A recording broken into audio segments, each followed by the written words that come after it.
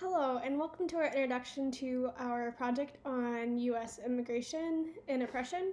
Um, so, oppression amongst immigrants starts even before they enter the U.S. with TSA border checks and with trying to fill out visas, and the stigmas that they come into America with. The way people have to prepare themselves before they fly into America if people are of color, and this is completely wrong. They should not have to prepare as much as they do to be able to enter the U.S. But they do, because people are turned away.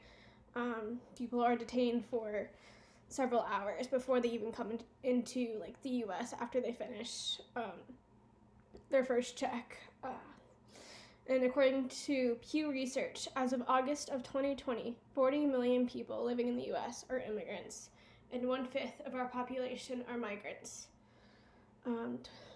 25% of the immigrant population are also from Mexico.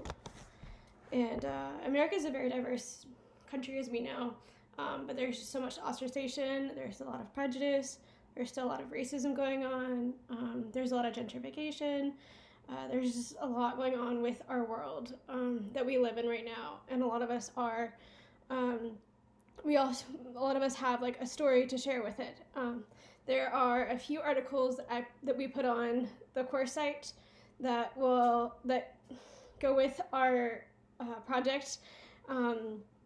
They provide more information about the history of immigration, an immigration network that has up-to-date information that includes stuff from our current administration and what's going on with them, as well as what's going on in the detention centers down in Florida and Texas, as well as people that are trying to get reunited with their families, but maybe deported back or just detained even longer.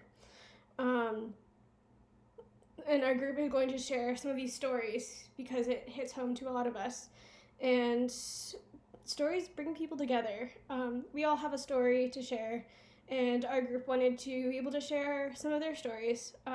We've got Togu, who is from Indonesia. We've got Emmanuel from India, and we've got Rachel, who she and her fiance, she lived in South Africa for a little bit and met her fiance, and her fiance is trying to come into America, and they've had their own struggles with this. So we're hoping to hear some of your stories too towards the end of our discussion, because we all have a story to share, and it's really important to share the work that we're doing, as well as the work that we see within our communities. So thank you, and please continue to watch our videos. Bye. We'll see you in the next video.